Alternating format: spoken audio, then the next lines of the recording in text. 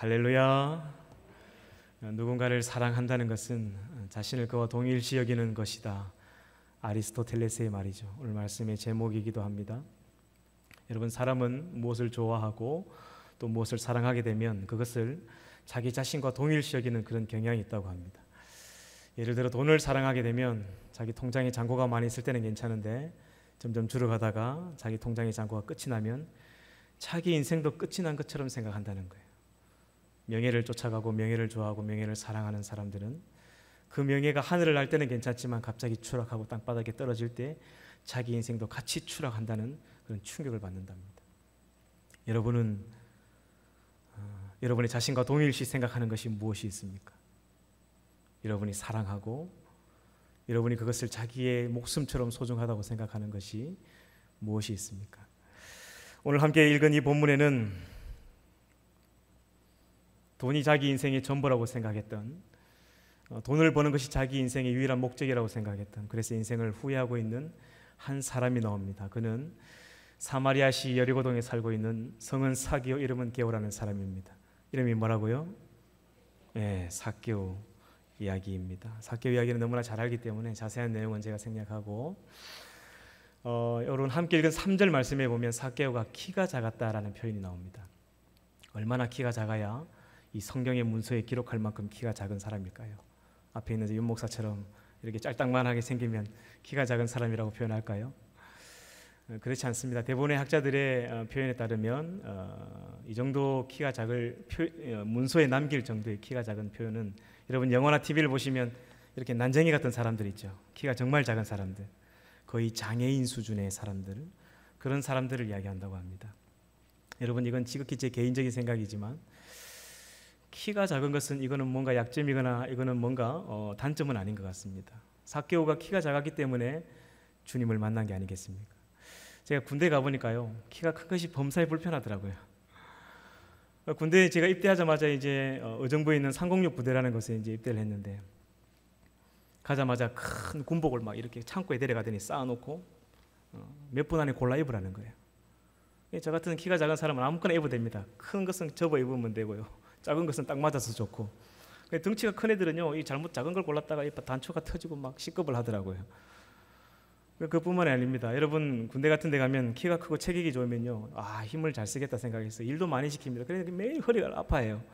저 같은 사람은 아유 님 뭐 하겠나면서 저기 이제 쉬어라 하면서 열애도 시켜주고. 제가 군대 가서 하나님께 얼마나 감사했는지 모릅니다. 여러분 유격이라는 거 들어보셨죠? 군대 가신 자분들 알 겁니다. 정말 힘든 목공체조라는 게 있습니다. 저 같은 사람은 손이 안 닿아요. 그래서 저는 이렇게 하죠, 그냥. 얼마나 키가 작은 것이 감사했는지 모르는 시간이었습니다. 제가 특히 한 1년 정도는 전방에 있는 최전방 철책부대에 있었는데 거긴 굉장히 춥습니다. 한겨울에는 영하 한 30도까지 떨어져요. 그 정도 되면요, 어떤 현상이 발생하냐면 숨을 크게 쉬지 못합니다. 갑자기 숨을 들어 마시면 코 안이 순간 확 얼어버립니다. 폐가 따가워요. 확실히 그런 데서 근무를 하다 보니까요, 키 큰 애들은 바람도 많이 맞더라고요. 대부분의 이제 초소들이 벙커예요. 초소들이 이제 지하로 내려가야 되는데 굉장히 협소하고 좁아요. 매일같이 내려갈 때 지어받고 올라올 때 지어받고 늘 슬피면 이를 갈더라고요. 저는 점프를 해도 이게 안 닿습니다. 얼마나 감사했는지 모릅니다. 군대에 있는 동안 키를 작게 하신 하나님 너무 감사하다는 생각이 들었습니다. 여러분 느끼시는지 모르겠지만 목회자가 이 강단에 있어서 설교할 때에, 우리 교회는 이 아주 마이크가 좋고 길어서 괜찮은데요, 대부분의 강단은 이렇게 단상을 높인다고 이렇게 한 발 올라갑니다.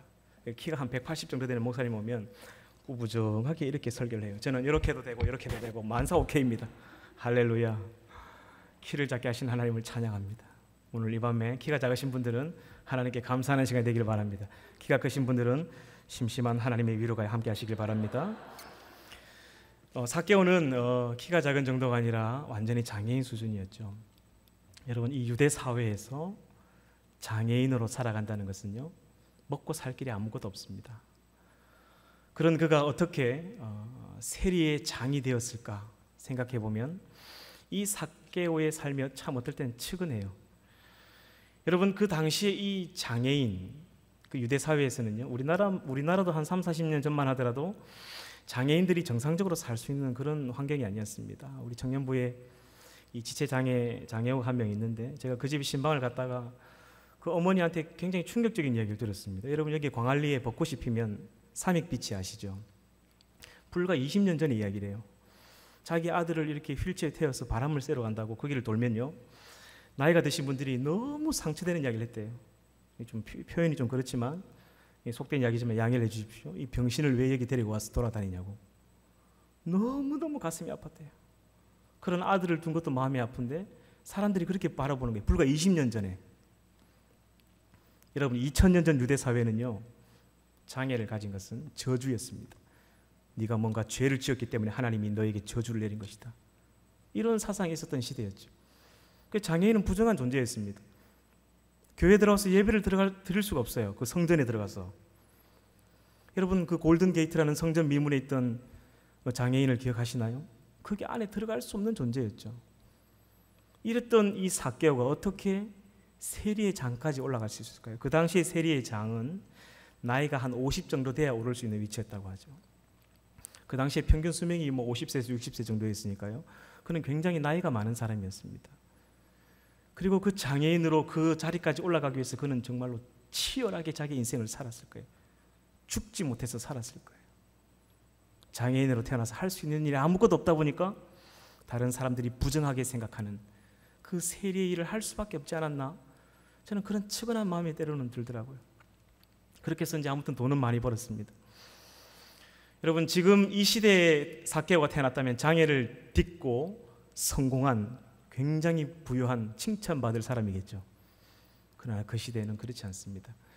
아무튼 돈을 많이 벌었는데 돈을 많이 버니까 좋냐고 물어보니까요, 삭개오한테 물어보니까 그것도 아니랍니다. 자기 주변에는 돈 때문에 기생하는 사람들밖에 없고 너무 외롭다는 거예요.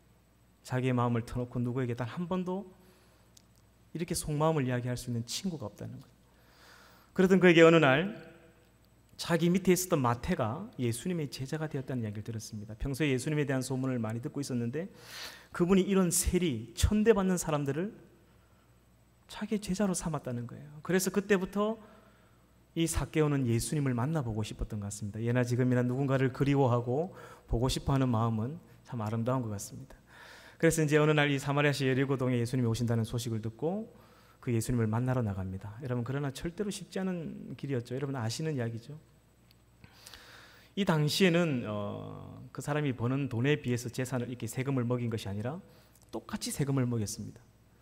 그래서 그 당시에 가난한 사람들은 프로코스라고 하죠. 극빈자입니다. 돈이 없어요. 그럼 어떻게 하냐면 세리들이 깡패를 데리고 들어와가지고 자기 본 앞에서 딸을 잡아갑니다. 그래서 창녀로 팔아버리죠. 그 남은 차액을 세금을 내고 다시 돌려줍니다. 제대로 돌려줬을까요? 그리고 그 돈도 이제 지나고 나면 다음엔 또 와서 자기 아들을 잡아갑니다. 그리고 노예로 팔아버려요. 그 차액을 남겨주고 세금을 내고. 이 세리들은 죽여버리고 싶은 사람들이었습니다. 이 유대인들의 눈에 매국노들이었죠. 일본의 앞잡이들, 매국노 같은 사람들이었죠. 치를 뜨는 이런 사람들이 많이 모인 곳에 간다? 있을 수가 없는 이야기입니다. 굉장히 위험한 행동이죠. 누군가에게 이 복수를 당할 수도 있고 이 저주와 조롱과 이 돌파매질을 당해야 됐던 그런 환경이었습니다. 그런데 그 삭개오 마음속에 예수님을 보고 싶었던 간절함이 있는 것 같아요. 지금으로 말하면 한 80세 되는 어르신이 사회적 지위와 체면에 있는 분이 그 돌 감람나무에 올라간 겁니다. 여러분 성지순례를 가보면 우리나라에 있는 그런 이게 무화과 나무와는 좀 다릅니다. 돌 감람나무는 굉장히 큰 고목이에요. 그래서 올라가기는 그렇게 어렵지는 않습니다. 근데요, 그 연세 드신 분이 거기 올라가서 그 사회적 지위와 체면에 있는 분이 얼마나 이 돌팔매질을 당했을까요? 저주하고 조롱하고 사람들이 뭐라고 해서 수군거렸을까요? 저 영감이 이제 노망이 들었나, 죽을 때가 됐나, 온갖 소리들이 다 들려왔을 겁니다. 그런데 그 가슴 속에 주님을 만나보고 싶은 그 간절함이 그 자존심을 바닥에 내려놓게 했던 것 같습니다. 오늘 이 밤에 이 삭개오가 주님을 만나고 오셨던 그런 간절함이 저와 여러분들 마음속에도 있기를 축복합니다. 여러분, 예수님이 그곳에 오셔서 그 수많은 무리들 가운데 딱 한 사람의 이름을 불렀죠. 그 여리고동에 주님이 오셔서 딱 한 사람을 찾았습니다. 삭개오를 찾으셨죠. 그의 이름을 부르셨죠. 이런 삭개오의 그 마음의 자세를 예수님이 감동하셨던 것 같아요. 여러분, 그런데 여기 7절에 보면 놀라운 이야기가 나옵니다. 저는 이 7절 말씀을 읽으면 그 예수님의 뒷모습이 상상이 돼요. 같이 한번 읽어볼까요? 시작.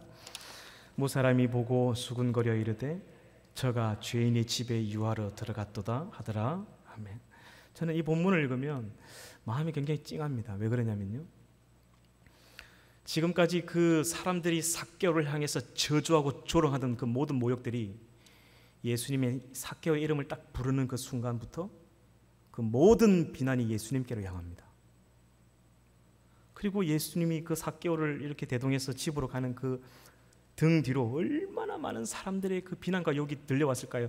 저 예수 저 괜찮은 사람인 줄 알았는데 어이구 저 사람 저것도 안 되겠다 이러면서 막 그 비난과 모욕이 아마 쏟아졌을 겁니다. 삭개오를 향해 저주하던 그 욕이 예수님께로 향했을 겁니다. 그런데 예수님이 그걸 다 받아내시죠. 자기 등 뒤로. 그리고 삭개오를 다 보호하셔서 그 집으로 가는 거예요. 그 예수님의 뒷모습을 생각하면 참 마음이 찡합니다. 여러분, 이 일이 있은 후에 주님은 7일 후에 십자가에 매달려 죽으십니다. 그 저주받을 나무에서 조롱받던 삭개오는 내려오게 하시고 당신이 그 저주를 끌어안고 십자가로 올라가신 것이죠. 삭개오가 죽어야 될 그 나무 위에서 주님이 대신 죽으셨던 것이죠. 여러분, 이 삭개오의 이야기는 2000년 전 그 매국노 같은 돈을 걷던 세리의 이야기가 아닙니다. 오늘 살아가는 저와 여러분들의 이야기죠. 자격 없던 저와 여러분을 위해 주님이 그 저주와 비난을 받는 십자가 위에 저와 여러분을 대신해서 올라가셨던 이야기인 것입니다. 삭개오가 너무 감동했던 것 같습니다. 그래서 예수님께서 너 11조 해라, 너 감사한금 내라 이야기도 안 했는데 자신의 재산의 절반을 내고 자기가 부정하게 얻은 것이 있으면 4배로 변상하겠다는 이야기를 하죠. 여러분, 대부분 다 부정하게 얻은 재물인데 그냥 자기 전 재산을 바치겠다는 이야기가 똑같은 거예요. 그리고 여러분, 이 4배로 갚겠다는 걸 알았다는 것은 율법을 알았다는 이야기죠. 그도 유대인이었습니다. 그 마음속에 장애인으로 태어나서 자기는 저주받은 인생이었고 자기는 구원받을 수 없는 인생이라는 걸 자기는 알고 있었습니다. 하지만 그도 유대인이었고 하나님을 믿고 있던 사람이기 때문에 자기도 구원받고 싶었습니다. 그러나 사람들은 너는 안 돼, 너는 죄인이야, 너는 지옥불에 떨어져야 될 인간이야. 사람들이 이렇게 저주만 하며 그렇게 평생을 살아왔습니다. 그러나 그 가슴 깊은 곳에 자기도 구원받고 싶은 마음이 있었던 거예요. 예수님께서 그 마음을 아시고 오늘 함께 읽은 9절에 보면 놀라운 말씀을 하시죠. 예수께서 이르시되 오늘 구원이 이 집에 이르렀으니 이 사람도 아브라함의 자손이미로다. 할렐루야. 여러분, 이 표현은요, 예수님이 삭개오를 향해서 이렇게 말한 것과 똑같은 거예요. 하나님이 너도 사랑하신다. 너도 구원받을 수 있어. 오늘 이 집에 구원이 임하였다. 너도 아브라함의 자손이다. 여러분, 저는 이 본문을 읽으면 이 삭개오가 펑펑 울었을 것 같아요. 평생 동안 듣고 싶었던 이야기, 평생 동안 이 세리로 살아가면서 자기는 구원받을 수 없는 문둥이와 창녀와 이 세리와 같은 존재로 살았기 때문에, 부정한 사람이었기 때문에 갈 수 없었던 천국, 그러나 내게도 소망이 이제 생긴 거예요. 펑펑 울었을 것 같아요. 예수님이 십자가에 매달리시고 많은 제자들이 떠났지만 그 자리를 지켰던 제자들도 있죠. 요한 같은 제자나 그 막달라 마리아나 그 예수님을 따랐던 제자들이 그 십자가 밑에 있었던 사람들이 있습니다. 저는 여러분, 그 십자가 밑에 누구보다도 크게 울었을 사람이 삭개오 같아요. 자기를 평생 사람 취급해 준 사람이 단 한 사람도 없었는데 주님이 자기를 인간 대접해 준 거예요. 자기의 이름을 불러주고 너도 주님이 사랑하는 자다. 그 십자가 밑에서 저는 삭개오가 제일 많이 울었을 거라고 생각합니다. 그 예수님을 바라보면서 가장 많이 절망했을 사람이 저는 삭개오라고 생각합니다. 여러분, 제가 참 존경하는 목사님이 있습니다. 여기 부산의 가야교회 박남교 목사님이라는 분이 있어요. 제가 학교에서 이제 신학교 다닐 때 이제 시간 강사로 이제 목사님이 오셔서 목회학을 가르치시는데 이미 그때가 10년 전이에요. 제가 지금도 잊혀지지 않은 목사님의 이야기가 있습니다. 그 영등 부목사 시절 때 영등포교회에서 이제 사역을 하셨는데, 여러분 그 영등포역 앞에 보면 창녀촌이 있습니다. 근데 대부분 사람들이 잘 모르는데 목회자들과 몇몇 집사님, 권사님들은 안 돼요. 이 창녀촌에서 일하는 언니들이 주일날 교회 오는 걸 알아요. 몇 명이, 많지는 않지만. 그런 사람들 보면 예배 시간 조금 지나서 조용히 들어와서 저 구석에 앉았어요. 고개를 푹 숙이고 죄인처럼 이렇게 앉아있대요. 그리고 사람들에게 들킬까 봐 목사님 축도가 끝나기 전에 축도를 받고 가고 싶지만 먼저 나간대요. 그런데 그 언니가 창녀촌에서 일하는 걸 아는 사람들이 정말 이게 좀 색안경을 끼고 바라본다는 거예요. 자기도 그랬다는 거예요. 그런 자신의 모습을 보면서 한 분은 큰 그렇게 회개가 되더랍니다. 자기는 죄 짓고 안 들킨 죄인, 저 언니들은 들킨 죄인. 들킨 죄인이나 안 들킨 죄인이나 같은 죄인끼리 누가 누구를 정죄한단 말인가. 얼마나 회개했는지 모르겠다 목사님께서 이야기하시더라고요. 여러분, 우리는 안 들킨 죄인이죠. 온갖 죄는 다 지어도 그런 자격 없는 우리를 주님이 사랑하셨습니다. 자기 자신과 동일시 여기셨고 그런 저와 여러분을 위해 저주의 십자가 위에 주님이 올라가셨습니다. 오늘 이 삭개오의 이야기는 다른 사람의 이야기가 아니라 이 자리에 있는 저와 여러분의 이야기죠. 삭개오가 자격이 있었나요? 하나님께 이런 은혜를 받을, 예수님께 이런 은혜를 받을 뭔가 큰 일을 했나요? 아무것도 없어요. 그러나 오직 주님의 은혜로 하나님께서, 예수님께서 그에게 은혜를 베푸셨던 거죠. 오늘 마지막 절이, 함께 읽은 마지막 절이 이 시대를 살아가는 저와 여러분들에게 주님께서 궁극적으로 이 본문의 이야기를 통해서 하시고 싶은 이야기죠. 이제 말씀을 제가 마무리하도록 하겠습니다. 우리 10절 말씀 같이 한번 읽어볼까요? 시작. 인자가 온 것은 잃어버린 자를 찾아 구원하려 함이니라. 아멘. 주님은 지금도 이런 자들을 찾고 있습니다. 이런 삭개오처럼 평생 돈만을 보고 따라왔지만 이게 내 인생의 전부가 아니구나, 이게 나를 행복하게 해주지 못하는구나, 심각한 우울증과 이 세리라는 직업을 통해서 이 비참한 직업 때문에, 장애인으로 태어난 내가 어쩔 수 없이 먹고 사는 문제 때문에 선택했던 이 직업 때문에 그가 받아야 했던 모욕들, 죽고 싶었을 겁니다. 날마다 우울증과 공황장애가 자기를 괴롭혔을 거예요. 주님은 이런 자를 지금 찾기 위해서 오셨다는 거죠. 아마 이 자리에도 겉으로는 정말 건강하게 살아가지만 심각한 고민과 우울 속에 살아가는 사람이 있을 겁니다. 남들에게는 말하지도 못할 이 죄의 밑바닥을 걸어가고 있는 사람 분명히 있을 겁니다. 그러나 여러분, 주님은 그런 나를 찾기 위해 오셨다는 것이죠. 그런 나를 자기 자신처럼 사랑하셔서 주님은 그 저주와 모욕을 자기 어깨에 짊어지고 십자가를 지셨다는 것이죠.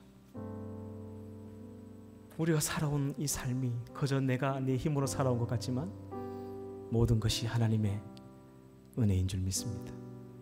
그 은혜로 오늘도 살아가고 또 내일도 살아가는 거예요. 기도하겠습니다.